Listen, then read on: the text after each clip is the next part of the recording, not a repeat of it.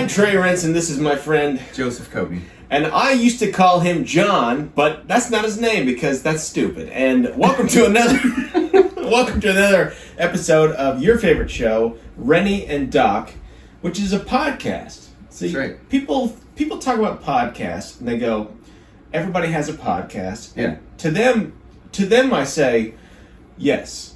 That's great. And they are right. But why not add to the giant pile? Because if you have a pile of something, if you add one more, it's still a pile. What's the difference? Yeah. It doesn't matter. Laundry It in the doesn't floor, change anything. throw a sock on it. What's the difference? Yeah. So, welcome to a new episode. We were literally just we were talking about there's a newer Joe Rogan episode that has a former actor. Is he former? Or does he still act? I think he's probably. He seemed like he was acting. done though. He did. Oh. There was an actor named Terrence Howard, which we both find very interesting. It's very controversial, this episode, because, well, you tell me, do you think that Rogan believes him? I think that he thinks he might be onto something, because he seemed very interested, and they did a 3-hour podcast, and he wanted him to come back. Yeah, I got that feeling too. I was kind of, I'm fascinated by people, and I like the psyche, and I like psychology, and I'm interested in when. This is why I like the Rogan podcast, is because he will. I know he doesn't believe everybody that comes on. Yeah. Like he brings on everybody from a wide, path. Swath. Yeah, a nice swath of different perspectives, and that is one of the reasons why I like him. Same, and he's not like nailed down. Right, but he will go along and follow your trajectory. Follow your trajectory and your thought patterns. Yes, and he will go along with whatever you're saying. Fine, he has his own beliefs. But he has his. He will go along with what you're going with. So.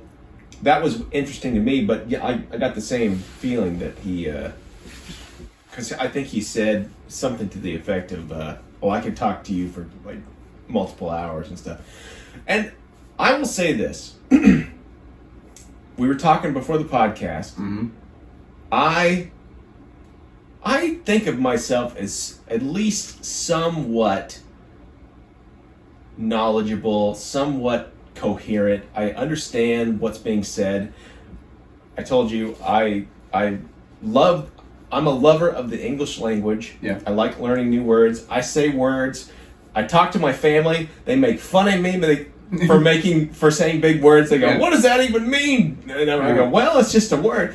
But I was very lost in much of this conversation because of the words that he uses, and I give him the benefit of the doubt that they are words. Yeah, I assume they are, but I know that Rogan doesn't know jack squat about what he's saying. Yeah, but he's going along with it. But I thought we could start the show with. I think that's one of the things that makes him a good host, is that he is perfectly comfortable playing the dumb brute. Yeah. Which he says he's dumb. He's not. He's not dumb. But he's not like.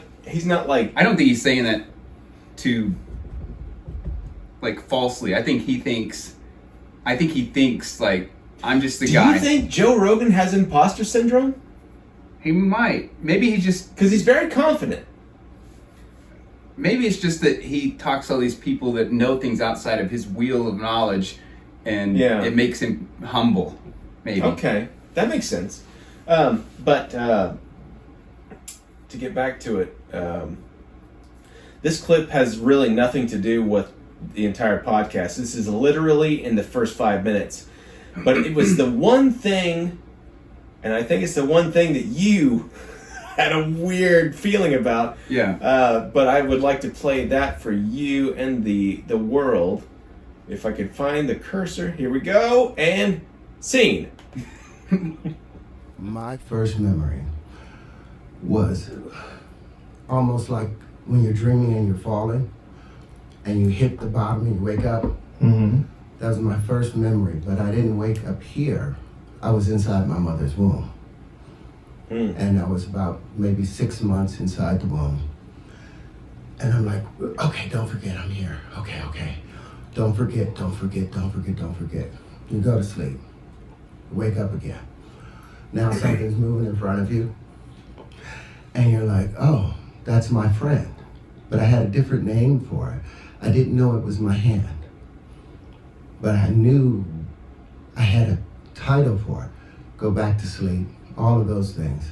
Then ultimately you get ready to come out. I remember all of that. You remember coming out? Remember being compressed, and you want to panic, but you're flooded with like some serotonin and dopamine to where you feel relaxed. You go right back to sleep. You remember being born. I remember being circumcised. I remember the whole nine. And the proof of it was when my wife Mira that you just met. Okay. Well, we get the point. And this is coming from I preferred him as War Machine. He was a better War Machine. Oh, I don't care, but I like him. Okay. And anyway, but let's just be real about this. yeah, That's bullcrap. it's bull crappery. Yes, because You it's imagine illogical. the trauma if you were like conscious Yeah, of being born. yeah. They say they did studies where if a woman gives birth naturally without all the painkillers and stuff, Mhm. their brain physically changes from all of that stress. Oh, So, I didn't know that. yeah. Oh, it makes a lot of sense, though. I think that what he's saying is complete bullcrappery. Mm-hmm. That to say that it's not discounting what he says after this. Yes, correct. But I think this is a false memory I think he or believes a it. dream Yeah. that he believes is true. Much like people talk about the Mandela effect, Mhm. and they go, "Well, Fruit Loops used to be spelled like Fruit, Mm-hmm. but now I see it's Froot. I know that it was true. No, it's faulty. There's a faulty memory aspect of life, and it's almost like a little bit of a narcissism that you go, "No, I was right. I'm correct." My memory Yeah, it's supersedes solid. what is visibly here. Right. So that was off-putting because it's like I said, literally the first 5 minutes. I know it kind of set me sour for a little bit. I had to let Yeah. it go a while because I was like, come on, dude. And for a guy, he does seem very intelligent. It's not that, but to not try to reason it out, use logic, deductive reasoning to go. Did that Did I happen? really? Did I really experience that, or am I just dreaming? And I choose to Mhm. remember this Yeah. to be actually what happened. That was an interesting thing. He went on to say so much. Anybody should go watch the show. But I was talking to you. He does have a lot of patents on things, Yes. but patents aren't necessarily They're not a giant deal. Yeah. Like, I could patent this. I made this on my phone Mhm. in 5 minutes. Yeah. I could patent this, and I say, "Oh, I have a patent." Did you know that? I could get a patent for a theoretical time machine if I wanted Yeah. to. And it doesn't have to work. No. It just has to be a thing that you thought. Yeah. And you go to the patent office and you say, "Here's $20, or how much it costs to file it." Yeah. And now I have a patent. So I don't disregard the man. No. Because he could be onto something. I have no idea. I have no knowledge of all the stuff, like the anti-gravity stuff, all that very interesting stuff. Yeah. I have no idea. I can't prove it. But when people look over it and go, "Well, he has 15, 16, or 20, 30, I don't remember what Yeah. he said, patents," I go, anybody can get a patent Yeah. on anything. Yep. If you came up with a cup that is supposed to hold liquid that doesn't actually work, Yeah. it has a hole in the bottom, that's a patent. I could patent that. Yeah. It doesn't have to work, That's true. but it is a patent. Yeah. So I could go, "I have a patent here. I got 2 patents here. I got a cup hole, Yeah. and then the Renny and Doc logo." So, Yeah. anyways, that was I know we could go into depth about this, but it was just an interesting concept. It was hard to follow. Anybody that says, I understand exactly what Terrence Howard's saying is full of shit. And I'll bleep that out, but I just wanted to say that word because I told you it went way over my... I have no idea some of the things he's saying. A lot of it, I feel like, I mean, he's very articulate. Oh, he is, yes. And I feel like even with that ability, I think there's more going on up there than he can even get out. Because the way he speaks, it's almost like he assumes that you're on the same level as him. Right. I got that too. It's like starting a series like halfway through and you don't know who the characters are. Right. And everything. It's just like, it's kind of hard to jump on. That's a very good analogy, yeah. One of the things that I wanted to say about him is that if he is full of crap, and I don't know, if I wanted to convince you of a thing, I would bombard you with terminology that you don't know. Especially long syllabled terminology. Yeah. Because if I could You present kind of push that to you, me out intellectually. then you don't know what I'm saying. Yeah. If I could muddy the water, I could easily convince you that I'm right, even if I'm completely wrong. I'm not saying that he's wrong. Yeah. I don't know I don't know if his stuff works. But if I were to try to screw with you and convince you, like a confidence man, a con artist, I would do that. Yeah. And that's what I felt from him, but I don't know. And if you say that he's completely correct, you're also an idiot because you have no idea how. You know what's funny that you say that, because I didn't watch the whole video, but this guy was like doing a kind of a breakdown on this, and he said that he counted how much Joe Rogan speaks in this 3 hours and 8 minutes. Very little. 12 minutes of talking. Wow. I didn't realize that. I didn't either. So he got almost 3 hours of nonstop talk. I did get that feeling because I thought, well, you know, if you put yourself in that situation, you kind of let the person go off. It's interesting on that their you and thing. I got a different. Because see, to me, the part where I said he speaks like you're supposed to be on his wavelength, and he assumes you are. Yeah. I think that was the same perception that you had, but you took it that he was bombarding. So How did you take it? I took it like if I start talking about something I'm really passionate about, like when I was talking to you about the mantis shrimp, I assumed when I was starting the story you knew what a mantis shrimp was.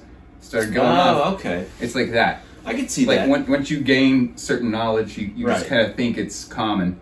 The only reason I thought that is because, you know, as we've gone over multiple times, that I went through a 2 or 3 year period of nutrition, science. I dove into it head first.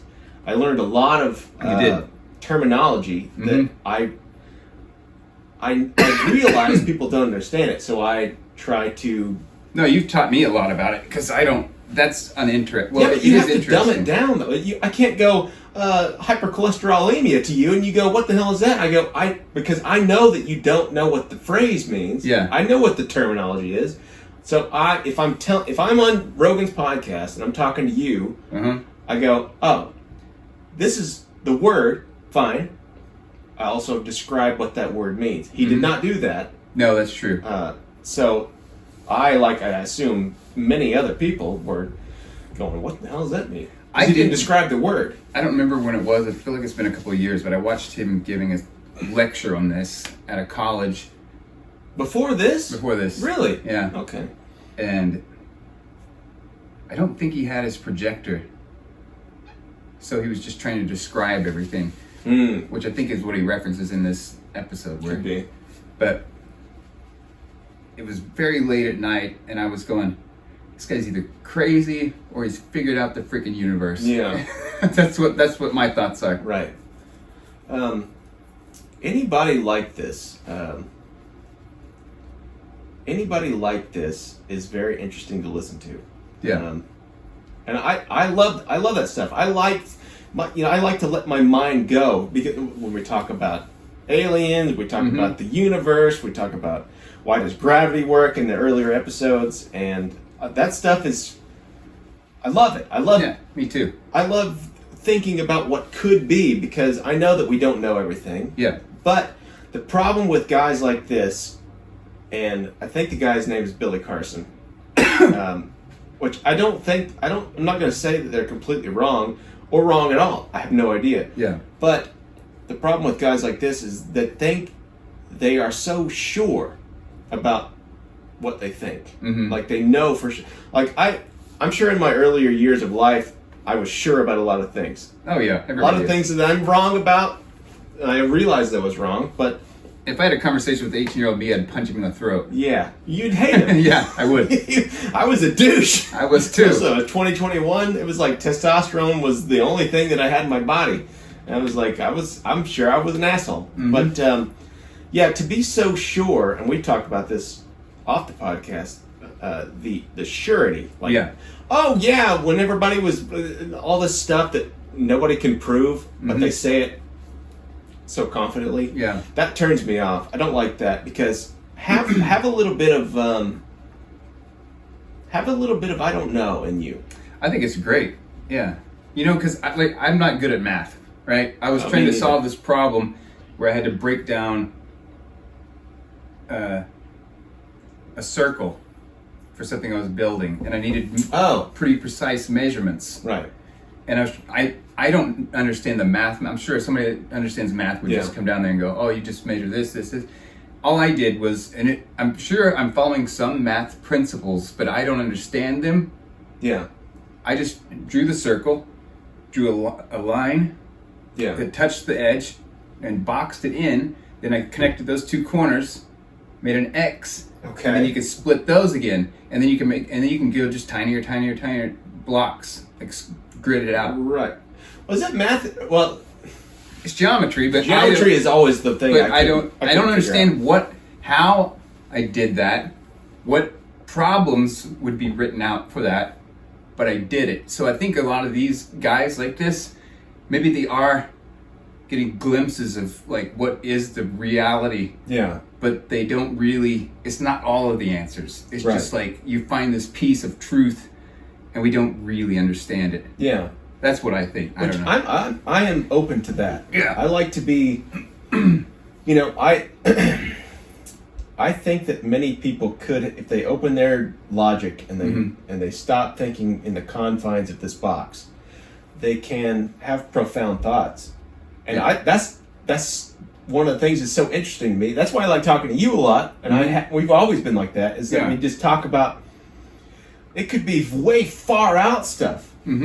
But at the same time, having your open mind, you can't solidify yourself as going, oh, this is definitely true. Yeah. Well, no, how can you say that? You have no idea. How can you fathom? Yeah. I mean, I how guess, could you? I mean, like Newton and gravity, I think that's Yeah. like, not comparing me making circles into a grid, but when he observed gravity, that's an example of, he's seeing a glimpse of what is reality, but he doesn't know what it is. He's trying to define something Yeah. that he observes. Yes. Right. And he went Yeah. against that. I Yes. don't remember exactly what he said. I wish I could, though. He's getting a lot of crap online. I'm seeing a lot of hate. Really? Yeah. Oh, I didn't know that. Yeah, his whole anti-gravity thing, it harkens back to Bob Lazar. Is the exact that's the thing that I thought about when he said that. Yeah. I was like, No, when he what is the described connection it, there? and he said that you wouldn't have any G forces on you, I was like, because you would have, if UFOs are real, when they do like that, Yeah, you'd just be mashed potatoes you in would there. be mush. Yeah, liquefied person. I don't know. Anyways, Yeah. it was an interesting thing. I would tell the audience, the 3 or 4 people that watch the show, Yeah. don't believe everything you hear. Yeah. Be logical. Try to use your brain. Let's go to some videos. We spent a lot of time on this guy. I did. didn't even realize it. That's why I was afraid to talk about it, because I was like, we could do that for 3 hours. That's true. Well, I mean, I need to rewatch it. I need to rewatch it too. Some of those things you have to kind of go back over, especially. I watched it in terminology. 3 Good God. 1-hour sittings. Oh. I watch an hour, and then I would pause it. I'd go make a cup Well, of coffee. you had told me to watch it instead of listen, but obviously I was going to listen first because I listen to a lot of stuff at work, but I did watch a little bit afterwards. Anyways, watch it for yourself. Let's get into some videos here, baby. І прихистити пуговку до себе додому. I got a feeling. I got a feeling. I got a feeling. Okay. Here's the thing. No! It's like an ice cream machine. Oh boy, that's a lot of dookie for a small. I was gonna say child, but it's not a child. It's a puppy. A puppy. Yeah. What do you expect? You can't. They say in show business. No business. That's what we call it in the business. In show business, they say you never want to work with animals or kids. Yeah. And I get the feeling. I actually remember this. This is going to be an interesting. We've discussed a little bit over the past however long we've been doing this about animals and people. Mm-hmm. This I'd like to get your thoughts on because it was very interesting and here we go. How could you leave us all Get behind? that music off. All right, so this is a company that duplicates your dead animal Into a stuffed toy. into a stuffed toy. This is something. Now, let me just. I'll preface this by saying, I think this is detrimental. Yes. And why would you do this to yourself? I will. I'm gonna go on a tangent here. Tangent, please. So I don't shut think her it's. I think it's completely normal and healthy when a loved one or a pet dies. Mhm. People will get pictures made, right? Like they'll get a poster or something, just like a picture Of the dog or Yeah. of the animal. Yeah, like Really? quite often at my work we print canvases and stuff. I didn't know that. And there'll be a picture of a dog on the canvas, and they'll come in and be like, "Yeah, he passed away last week," and one of the that seems normal to me. Okay. I did one the other day, and I thought, what a terrible thing to do to yourself. They made a collage of pictures of their dead dog, Yeah. and it said, "If love could heal, you would have lived forever. Rest in peace." And then it had his name, and the year he was born, and the year he died. Yeah. Just that text to me makes it where it's just like every time you see it, you're gonna go, ah. Instead of a photo, just a photo to me would go, "It was a good dog." Interesting. So. Now, is that a me thing or is that a they thing? I don't know because both things, to me, this is my brain, goes, these things are both equal. When I look at it, admittedly, I've said before, I'm not an animal lover. I don't care about them. I don't dislike pets. I'm neutral. I don't care. They're just neither here nor there. But those two things, which I'm interested in why you think that they're differential, but they're literally the same equal. Yeah. Huh. To me, the one with the text is almost like me going to my grandfather's grave and taking a picture of that and framing it. So I can remember my grandpa. But the grave itself has the dates. I know, that's and what I mean. beloved husband, all I mean, that I know, stuff. but it'd be weird, wouldn't it, to have a photo of my grandpa's grave hanging on my wall? Yeah. I don't know. Maybe that's a me thing. I'm interested in this. Memorializing anybody, even people that have passed away. Well, I'll say this. This may be a controversial thing. I definitely will be. I'm with you. I'm on the same page, I think, with you. We're running out of time. We spent so much on Terrence Howard, but that's fine. This is the show. People have been off-put by this thing that I'm going to say, and I don't really understand it. But so I was talking to somebody the other week, and I think it was my grandmother actually. She won't watch this. She might. She could. So my grandpa died when I was I don't know in the 20s, I think. 38 now, so it's been a while ago. Yeah.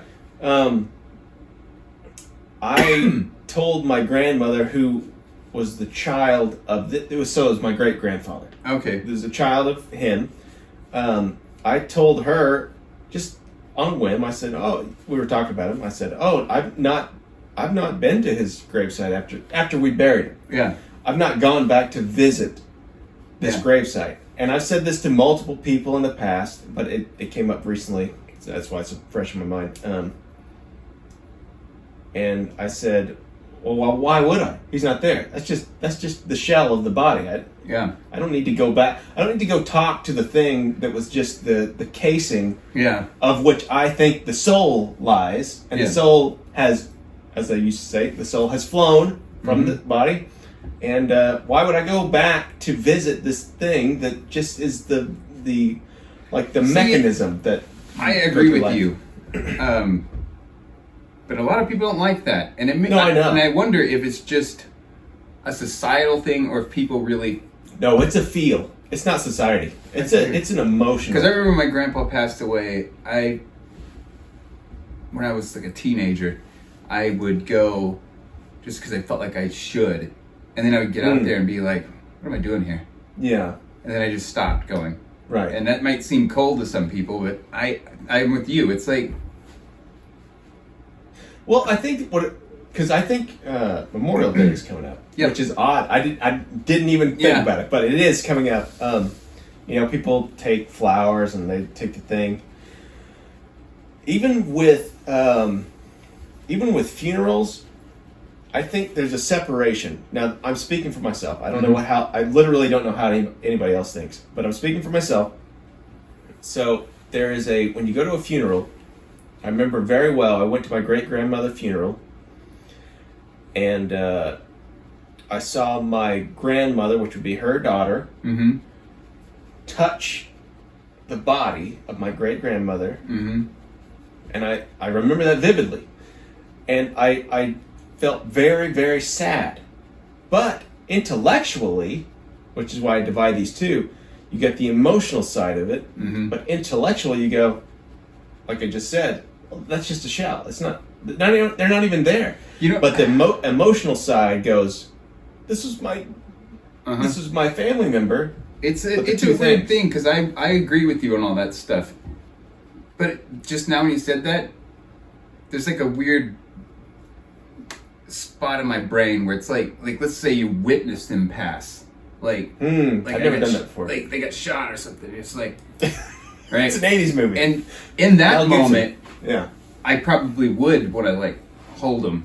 But there's that's time. way different. Yeah. Because you're witnessing. Funerals are weird and unnatural. I remember when I was 6 years old and my grandma passed away. I didn't want to go up to the body, open casket. My parents made me go. I'm the exact same way. I'm going to be closed casket. Here's the question, though. We have very little time.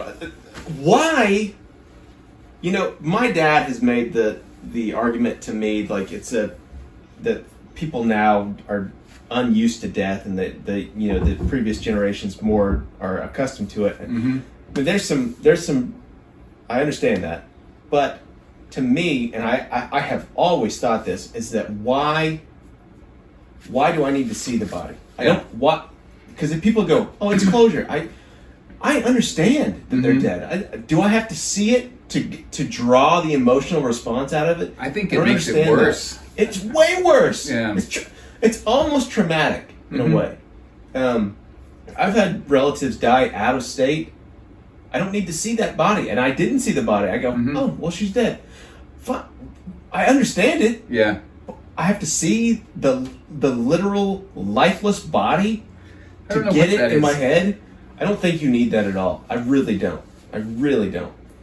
But I do think that it's... I told you this, that I wanted to be buried in a cardboard box because you can do that.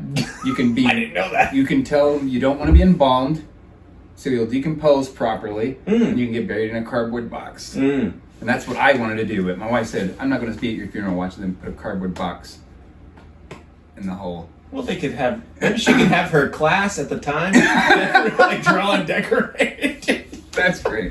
Oh, I like to bring the humor, into... she won't think that's funny at all. No, I know she won't. But she may not see the episode. We're at the end of the episode. All right, so We went through a lot of stuff. Terrence did. Howard took a lot of it, but that's fine. Thank you for watching this far. We like to combine the comedy with the dramedy, and we will see you next time on the next episode of Renny and Doc.